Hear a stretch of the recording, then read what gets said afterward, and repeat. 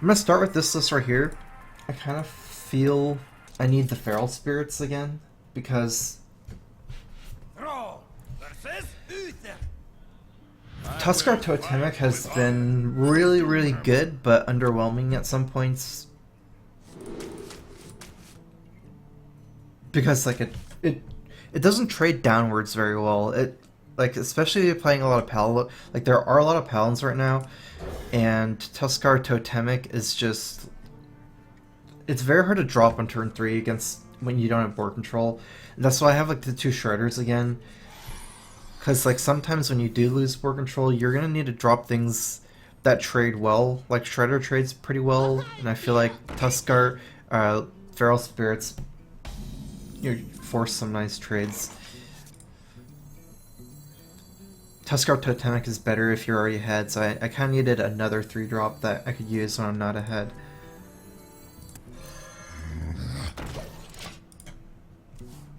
I've been playing actually like a slow Paladin. Like the initial Paladin I tried was what was it? It was like 2.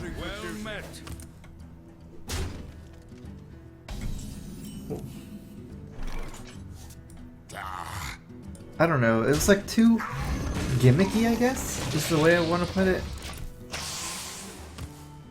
With like all the garrison commanders and all the inspire stuff, and then like you're trying to go like all.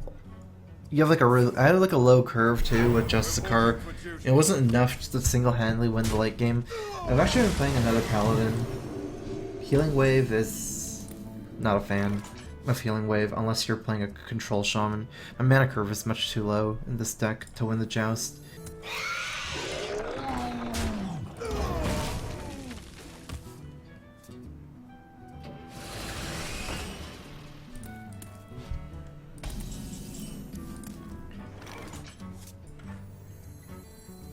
I'm probably not going to be trading here since he can only kill my like one of these minions, and then I have like another turn to deal with the death rattle.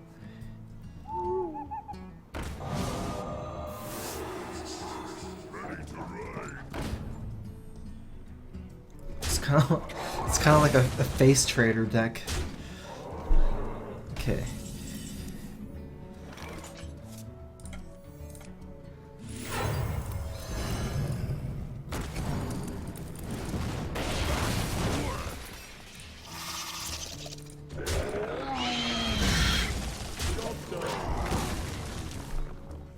I haven't tried Mistcaller.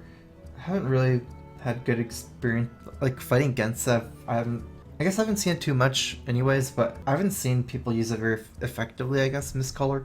The Totemic Might has actually saved me a couple games, done really good work, so I decided to put it back or keeping the Totemic Might. It really saves your totems from AoE. And totems are becoming more and more important.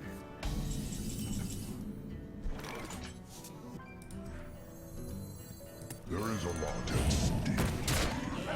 I'm gonna actually just go ahead and drop the Thunder Bluff. Against this kind of deck, it's very likely to stick. The problem with playing Totem Golem here is that I'm overloading myself on 7, so I wouldn't be able to play it.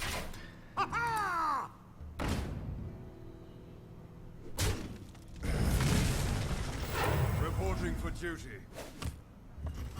I need a taunt soon, actually.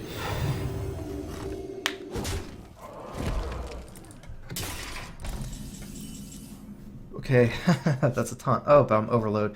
Well, I don't think I can do anything about that. No, I'll just have it eventually.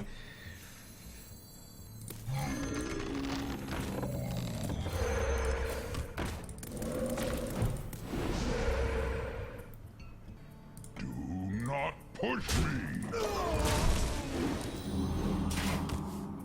I will... The light protects me. Reporting for duty. probably play this deck. Only. Or maybe one other deck. I really want to, like I said on the tweet, stick to a couple decks. I feel like I've been too all over the place, and then I don't feel like I have a solid grasp on any deck yet, because I've been playing too many things. If I overload on this turn, I still can't play Alec here, but probably is okay. Do not push me. Let's just hardcore overload here. That way, you know, I can't play Alec here anyways, so I might as well just play both of my overload spells and then play Alec here the turn after. I also drop a decent portion of my hand for Divine Favor, Anti-Divine Favor. He's already used Consecrate. It's like a face paladin, so not much comeback potential for him here. For Doomhammer.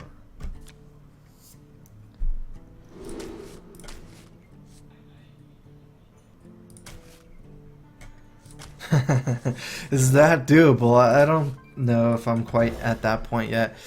It would make more sense if Totem Golem could kill other Totem Golems. So like say Totem Golem's like a 4-3, I think it would make more sense. Because then you could turn into like a 4-5 and trade for their Totem Golem.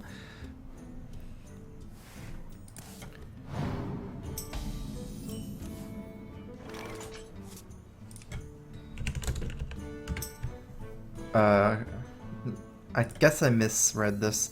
I thought he was Shaman for some reason. Would I have kept Totemic Might against Paladin? Reporting for duty. No, probably not. Well, actually, you know, the more I think about it, it's pretty reasonable to keep Totemic Might against Paladin, because Paladin, it runs a lot of small minions, like 1/1s, after muster for battle, and you're just saving yourself a lot when you buff your guy up more life.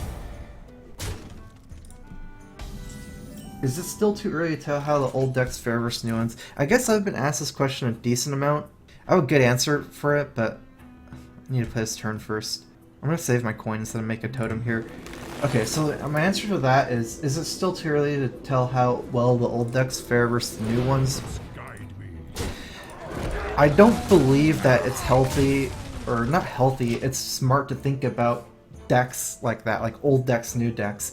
It should be like everything evolves at the same time, you know? There's nothing that says there's no such thing as an old deck, is what I'm trying to say. There's no reason to pigeonhole yourself into a deck being like an old deck. Did you bring some fish? If I get a Flame Tongue, I'd still rather have it here, because it trades probably better. Don't want to pair Consecrate. The thing is, if I trade with everything, he wouldn't even need to Consecrate. I would just suicide my whole board. So, yeah, I like to think of it as like all the decks are evolving together. Like it's not even if the old deck is using no new TVG cards, TGT cards, it still makes sense that they'd be using different cards because the whole metagame is changing, right? So I really don't like the whole classification on old decks and new decks.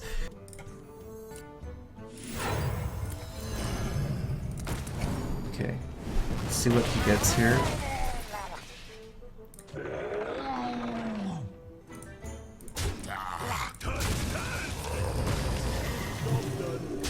Like, let's just say that all the decks are evolving together.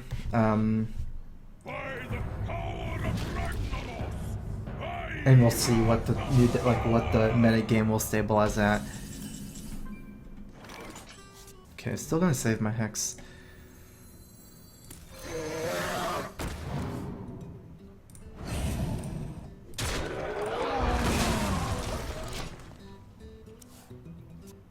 Put your faith in the light.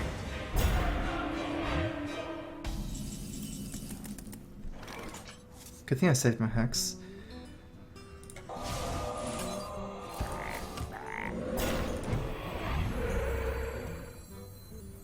I'm gonna put the zombie chow here so I can start building totems to the right with Flame Tongue.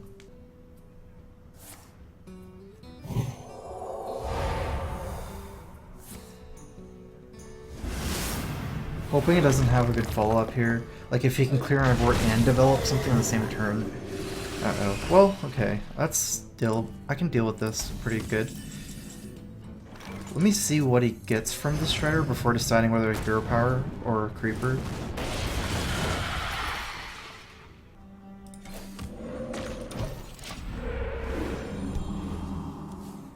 There could have been like nothing actually where I would rather hero power. Reporting for duty.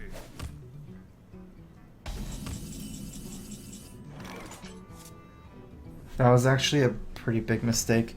Well, I mean, it was a small mistake that turned into a big mistake because of the getting punished by the Mana Wraith. Because now I don't have the 1 damage to Rockbiter. Pretty lucky I drew a second Hex.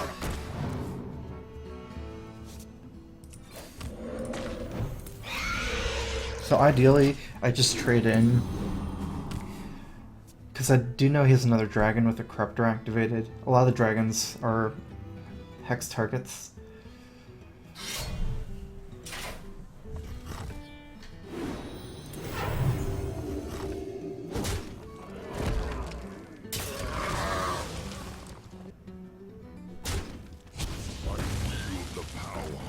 So his last card is a dragon, but I don't know exactly which one.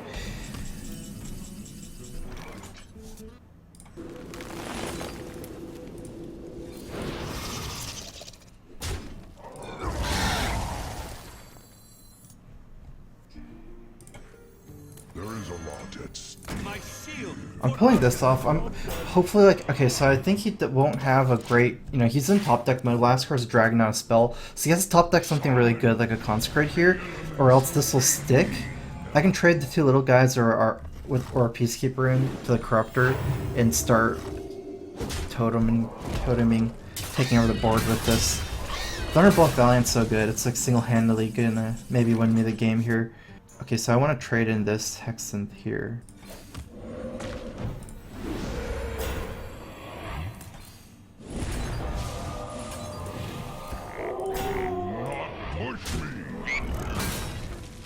Actually, it seems better for me to go face to play around Consecrate. It's better for me to... Actually, it's around the same against Consecrate. Oh.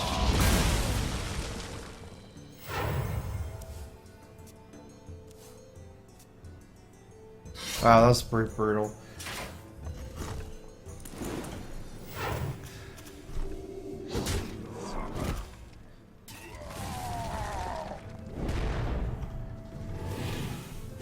Thought my Thunder Bluff was gonna just win me the game.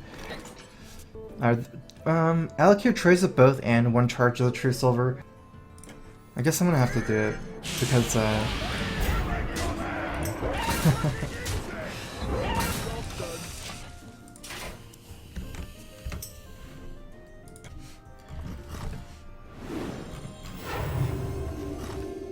on the plus side, giving us 3 mana. Reporting for duty.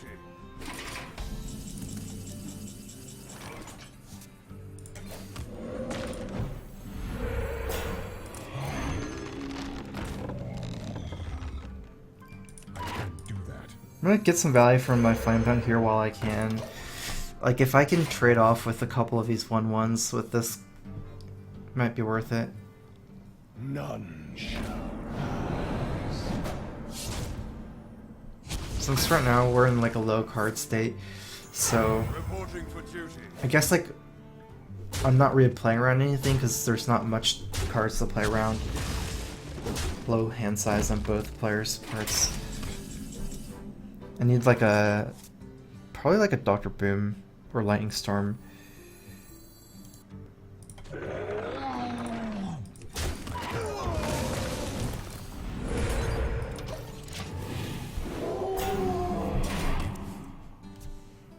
Dr. Boom can still maybe win me the game just because it's so powerful, beats the whole board. He's almost out of cards as well. Reporting for duty.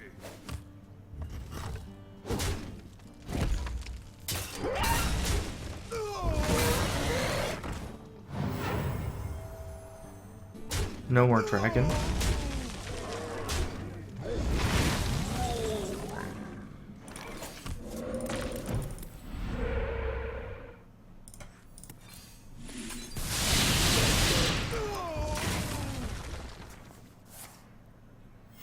Reporting for duty.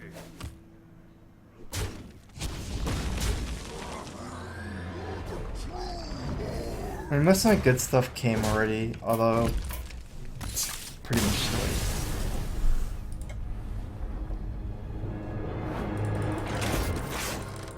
In Paladin, I think you have to run like actually like a control Paladin. The more like I kind of ran like an aggro shell of Paladin for the most part. Like I was wondering why I kept losing to control warrior, but it's probably because I was running like a very aggressive mana curve with Paladin.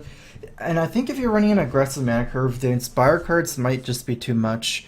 I'm gonna keep Lightning Storm as an emergency tool if I get run over.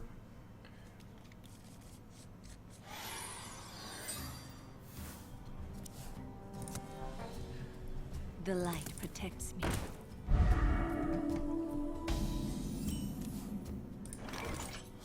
So I guess that question goes back into like my Paladin. It's actually like a control Paladin now, running some of the new Inspire stuff, or at least Justicar.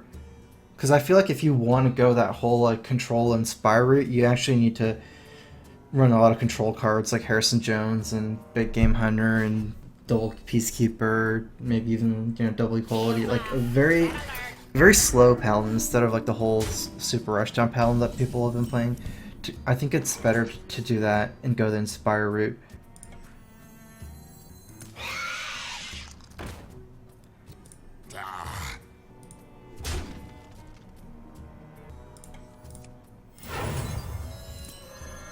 I'm gonna Flood here because he seems like pretty aggressive, and if I'm gonna Lightning Storm next turn against Muster for battle, I'm gonna be overloaded anyways. Like I won't be able to save the coin for Azure Drake.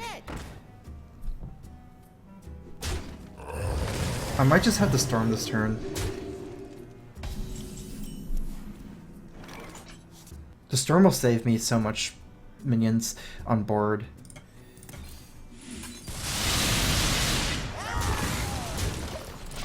And I can use these minions to trade. So yeah, now like saving the coin would not have allowed me to get the Drake out any better. I have exactly 2 mana after, and then for a hero power here or Flame Tongue.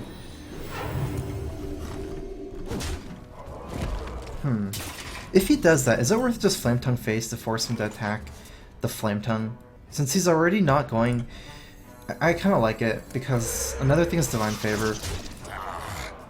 My next turn is going to be pretty chunky with the Drakes, and Drake also is drawing cards, so I'm going to be flooded. My hand's going to be flooded. And if he's already shown the propensity to just go face instead of kill his Omnichad here, it seems fine to just let him get a good trade after. And he's still maybe going face. Or no. Well met. I need to start getting this totem out for healing. It's not healing. Taunt totem out.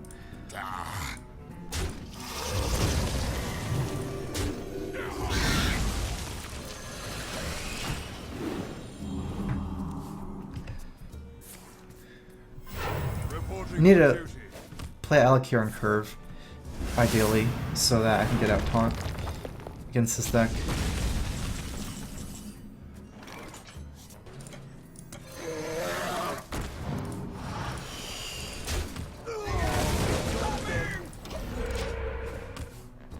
It's not good because I have board control. Like even though it kills whatever he plays this turn, I could have just like traded for them. I would have been more far ahead. Well met. Did you bring some fish? This allows me to play more cards, and also I still have taunt. I still have taunt. I can save the Alakir for a charge as well. It's not the always like I don't mind like the whole losing my Azure Drake. Reporting well played. It's actually better for me to.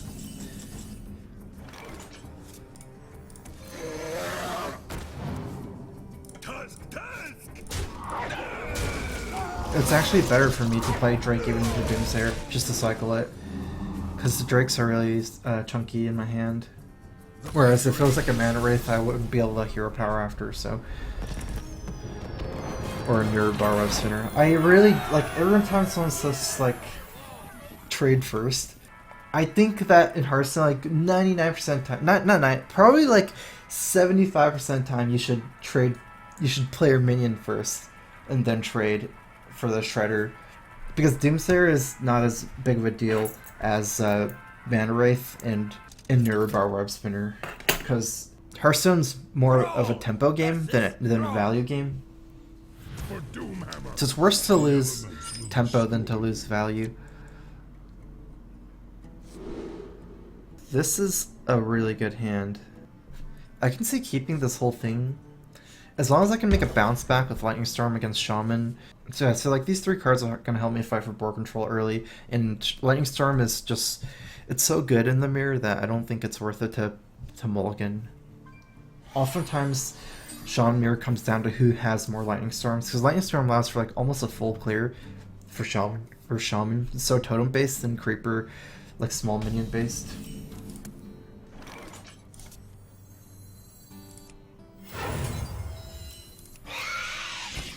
Job's done.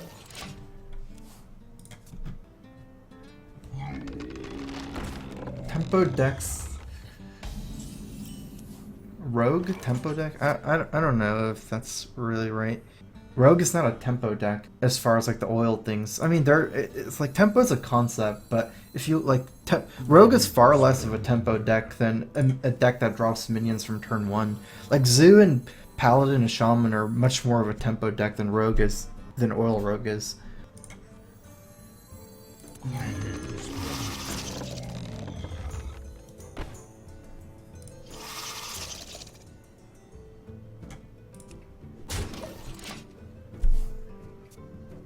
Oh, okay, if you had 2 mana, I actually think it's better to maybe attack into the Totem Golem, although then it gives him a trade into here. Yeah, I guess this is fine. Those are good cards for tempo, but those are like what they're like. The rest of the shell isn't really.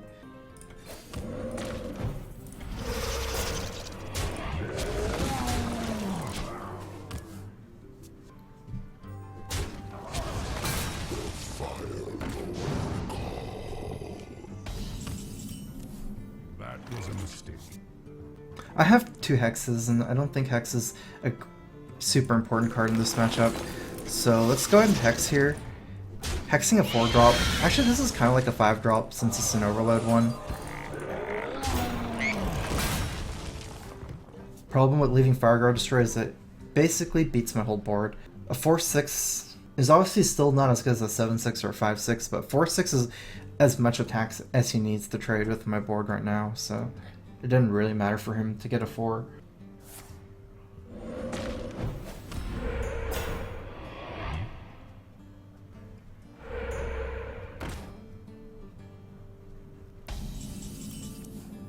That's pretty smart.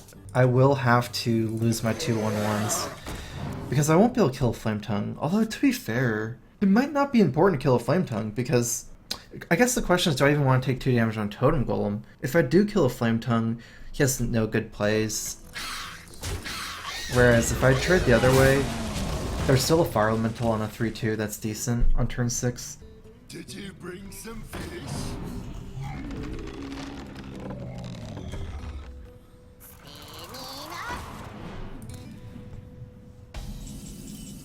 Let's see if I can get some good trades here. I do have a Spell Power Lightning Storm, 3 to 4. I will be able to clear out most of it.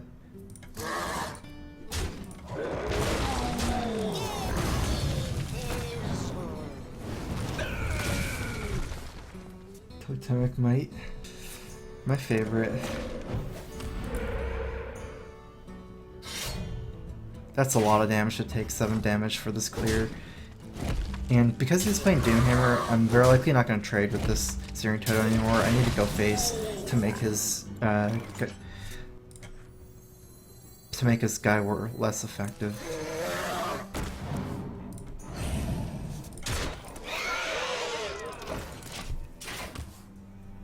Like, health becomes a super important resource with Doomhammer if he's going for Doomhammer as a board control card. Because it is Wind Fury, so it's very bad at minion combat or trading for minions. It's not like a Death Spite or a True Silver where you can hit something for 4. If you want to kill a Drake, you take 8 damage. It's just too much.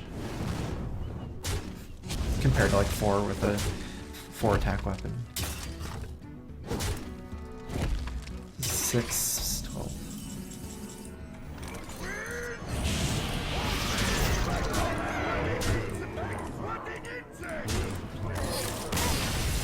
Rye against Alakir. I think like I like the flexibility of Alakir, like the synergy with Flametongue Totem, the fact that it's another taunter, so against aggro, since you already don't have that many taunts, I have what, the 2 Feral Spirits and 1 Argus. I like how Alakir is a taunt as well. If you think of Alakir as like, even without the charge, it's like a Sunwalker, 3/5 Sunwalker with Wind Fury. I really do like Alakir and Shaman.